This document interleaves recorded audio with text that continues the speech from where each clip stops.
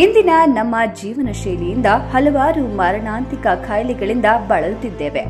ಅವುಗಳಲ್ಲಿ ಎಡಿಮಾ ಅಥವಾ ದೇಹದ ಅಂಗಾಂಶ ಊತ ರೋಗ ಕೂಡ ಒಂದು. ಈ ಸಮಸ್ಯೆ ಹೇಗೆ ಕಾಣಿಸಿಕೊಳ್ಳುತ್ತೆ ಅನ್ನುವುದನ್ನ ನೋಡೋದಾದ್ರೆ, ನಿಮ್ಮ ಅಂಗಾಂಶಗಳಲ್ಲಿ ದ್ರವವು ಹೆಚ್ಚಾಗಿ ಅದು ನಿಮ್ಮ ಪಾದಗಳು, ಕಾಲುಗಳು ಮತ್ತು ಕಣಗಳಲ್ಲಿ ಸಂಗ್ರಹವಾದಾಗ ಎಡಿಮಾ ಸಂಭವಿಸುತ್ತದೆ.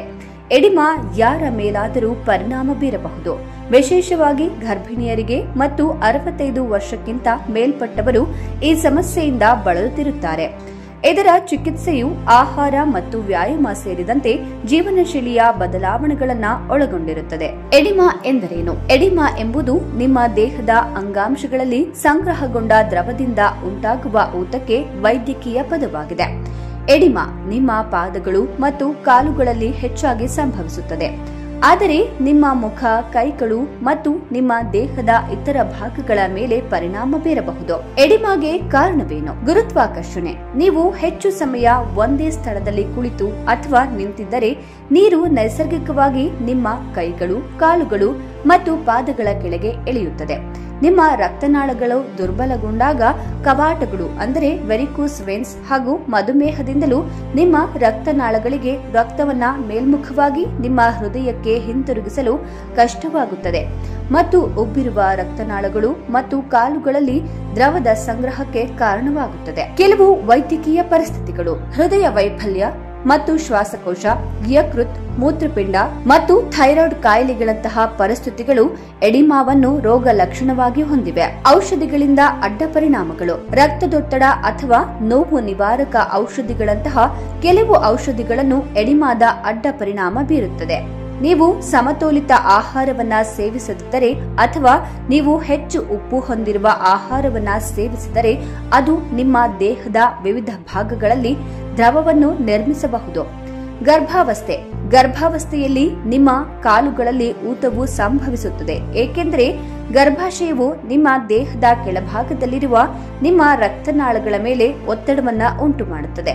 ಎಡಿಮಾವನ್ನು ತಡೆಯಲು ಪಾಲಿಸಬಹುದಾದ ಕ್ರಮಗಳು: ಎಡಿಮಾದ ಕಾರಣವು ಹೆಚ್ಚು ಉಪ್ಪು ಸೇವನೆಯಾಗಿದ್ದರೆ ನೀವು ಸೇವಿಸುವ ಆಹಾರಗಳಲ್ಲಿ ಉಪ್ಪಿನ ಪ್ರಮಾಣವನ್ನು ಕಡಿಮೆ ಮಾಡಲು ನಿಮ್ಮ ಆಹಾರವನ್ನ ಸರಿಹೊಂದಿಸುವುದು ಎಡಿಮಾವನ್ನ ತಡೆಯುತ್ತದೆ. ನೀವು ಆಗಾಗ್ಗೆ ಚಲಿಸುವ ಮೂಲಕ ಎಡಿಮಾವನ್ನು ತಡೆಯಬಹುದು. ಚಲಿಸದೆ ಕುಳಿತುಕೊಳ್ಳುವುದು ಅಥವಾ ನಿಂತಿರುವುದು ನಿಮ್ಮ ಅಂಗಾಂಶಗಳಲ್ಲಿ ದ್ರವವನ್ನು ನಿರ್ಮಿಸಲು ಕಾರಣವಾಗಬಹುದು. ನೀವು ದೀರ್ಘಕಾಲದವರೆಗೆ ಕುಳಿತಿರುವಿರಿ ಎಂದು ನೀವು ಗಮನಿಸಿದರೆ ನೀವು ಕೂಡಲೇ ಚಲನಶೀಲರಾಗಿ ಹಾಗೂ ಮಲಗಿದಾಗ ಅಥವಾ ಕೂರುವಾಗ ನಿಮ್ಮ ಕಾಲುಗಳನ್ನು ಕನಿಷ್ಠ 2 ಅಡಿ ಎತ್ತರ ಇಡುವುದರಿಂದ ಇದು ಊತದ ಸಾಧ್ಯತೆಯನ್ನ ಕಡಿಮೆ ಮಾಡುತ್ತದೆ. ಆಯುರ್ವೇದವು ಆಧುನಿಕ ಜೀವನದಲ್ಲಿ ಪ್ರತಿಯೊಂದು ಸಮಸ್ಯೆಗೆ ಪರಿಹಾರವನ್ನ ಹೊಂದಿದೆ. ಅಸ್ವಾಭಾವಿಕ ಊತ ಸಮಸ್ಯೆಗಳಿಗೆ ಆಯುರ್ವೇದದಲ್ಲಿ ಸಮಸ್ಯೆಯನ್ನು ಶಾಶ್ವತವಾಗಿ ಗುಣಪಡಿಸಲು ಅದ್ಭುತವಾದ ಗಿಡಮೂಲಿಕೆಗಳನ್ನ ಉಲ್ಲೇಖಿಸಲಾಗಿದೆ. ಪುನರ್ನವ ಎಲೆ ಮತ್ತು ಕಾಂಡದ ಸಾರಗಳಿಂದ ಎಡಿಮಾಗೆ ಚಿಕಿತ್ಸೆ ನೀಡಬಹುದು, ಏಕೆಂದರೆ ಅವು ಉರಿಯೂತ ಮತ್ತು ಊತವನ್ನು ಶಮನಗೊಳಿಸುತ್ತವೆ. ಪುನರ್ನವ ಸೆಳೆತಕ್ಕೆ ಅತ್ಯುತ್ತಮ ಔಷಧವಾಗಿದೆ. ಪುನರ್ನವದ ಮೂಲ ಸಾರವು ಬಿಳಿ ರಕ್ತ ಕಣಗಳನ್ನು ಉತ್ತೇಜಿಸುತ್ತದೆ ಮತ್ತು ಒತ್ತಡ ನಿವಾರಿಸಿ ಸಹಿಷ್ಣುತೆಯನ್ನು ಹೆಚ್ಚಿಸುತ್ತದೆ. ಗೋಕ್ಷುರ. ಹೆಚ್ಚಿನ ಯೂರಿಕ್ ಆಸಿಡ್ ಮಟ್ಟಗಳಿಂದ ವಯಸ್ಕರಲ್ಲಿ ಹೆಚ್ಚಿನ ಸಂದರ್ಭಗಳಲ್ಲಿ ಎಡಿಮಾ ಸಂಭವಿಸಬಹುದು. ಗೋಕ್ಷುರ ಅದರ ಮ್ಯಾಟ್ರಲ್ ಅಂದರೆ ಮೂತ್ರವರ್ಧಕ ಗುಣದಿಂದಾಗಿ ಯೂರಿಕ್ ಆಮ್ಲದ ಮಟ್ಟವನ್ನು ಕಡಿಮೆ ಮಾಡಲು ಸಹಾಯ ಮಾಡುತ್ತದೆ. ಇದು ಮೂತ್ರದ ಉತ್ಪಾದನೆಯನ್ನು ಹೆಚ್ಚಿಸುತ್ತದೆ ಮತ್ತು ದೇಹದಿಂದ ವಿಷವನ್ನ ಹೊರಹಾಕಲು ಸಹಾಯ ಮಾಡುತ್ತದೆ. ಅಗ್ನಿಮಂತವು ನೋವು, ಉರಿಯೂತ ಮತ್ತು ಊತ ಮತ್ತು ಇತರ ರೋಗ ಲಕ್ಷಣಗಳನ್ನು ನಿವಾರಿಸುವಲ್ಲಿ ಬಹಳ ಉಪಯುಕ್ತವಾದ ಮೂಲಿಕೆಯಾಗಿದೆ.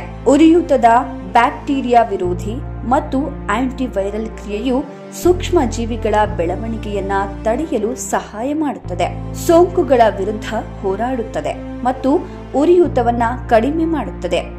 ಇಲ್ಲಿ ಉಲ್ಲೇಖಿಸಲಾದ ಈ ಎಲ್ಲ ಗಿಡಮೂಲಿಕೆಗಳಲ್ಲದೆ ಇನ್ನೂ ಇತರ ಗಿಡಮೂಲಿಕೆಗಳಿದ್ದು ಇವೆಲ್ಲ ಊತದ ಸಮಸ್ಯೆಯನ್ನು ಗುಣಪಡಿಸಲು ತಮ್ಮದೇ ಆದ ಗುಣಲಕ್ಷಣಗಳನ್ನ ಹೊಂದಿವೆ ಮತ್ತು ಇವೆಲ್ಲವೂ ಸ್ವೆಲ್ಲಿಂಗ್ ಕೇರ್ ಕ್ಯಾಪ್ಸೂಲ್ಗಳಲ್ಲಿವೆ. ಸ್ವೆಲ್ಲಿಂಗ್ ಕೇರ್ ಕ್ಯಾಪ್ಸೂಲ್ಗಳು ಊತ ಸಮಸ್ಯೆ ಮತ್ತು ನೋವಿನ ಸಮಸ್ಯೆಯನ್ನ ಗುಣಪಡಿಸಲು ಸಿನರ್ಜಿಟಿಕ್ ಪರಿಣಾಮವನ್ನು ನೀಡುತ್ತದೆ. ಈ ಎಲ್ಲಾ ಗಿಡಮೂಲಿಕೆಗಳು 100% ನೈಸರ್ಗಿಕ ಮತ್ತು ಶೂನ್ಯ ಅಡ್ಡ ಪರಿಣಾಮಗಳನ್ನು ಹೊಂದಿವೆ. ನಿಮ್ಮ ಸಾಮಾನ್ಯ ಔಷಧದೊಂದಿಗೆ ನೀವು ಸ್ವೆಲ್ಲಿಂಗ್ ಕೇರ್ ಕ್ಯಾಪ್ಸೂಲ್ಗಳನ್ನು ಬಳಸಬಹುದು. ಔಷಧಿಗಳಿಗಾಗಿ ಮತ್ತು ನಿಮ್ಮ ಹತ್ತಿರದ ಶಾಖೆಗಳನ್ನು ನೇರವಾಗಿ ಸಂದರ್ಶಿಸಲು ಡಿಸ್ಕ್ರಿಪ್ಷನ್ನಲ್ಲಿ ಫೋನ್ ನಂಬರ್ಗಳಿದ್ದು ಕರೆ ಮಾಡಬಹುದಾಗಿದೆ. ದಯವಿಟ್ಟು ಈ ಉಪಯುಕ್ತ ಮಾಹಿತಿಯನ್ನ ನಿಮ್ಮ ಸ್ನೇಹಿತರಿಗೆ ಹಂಚಿಕೊಳ್ಳಿ. ನಿಮ್ಮ ಒಂದು ಶೇರ್ ಇದರ ಅಗತ್ಯವಿರುವವರಿಗೆ ಹೆಚ್ಚುವರಿ ಸಹಾಯ ಆಗುತ್ತದೆ. ಇದರ ಮಾಹಿತಿಗಳಿಗಾಗಿ ನಿಮ್ಮ ಹತ್ತಿರದ ಶಾಖೆಗಳಿಗೆ ಭೇಟಿ ಮಾಡಲು ಡಿಸ್ಕ್ರಿಪ್ಷನ್ನಲ್ಲಿ ಫೋನ್ ನಂಬರ್ಗಳಿದ್ದು ಅಪಾಯಿಂಟ್ಮೆಂಟ್ ತೆಗೆದುಕೊಳ್ಳಲು ಕಾಲ್ ಮಾಡಿ ನೇರ ಭೇಟಿ ಮಾಡಲು ಹಾಗೂ ಸಂಪೂರ್ಣ ಆರೋಗ್ಯವನ್ನು ಪಡೆಯಿರಿ.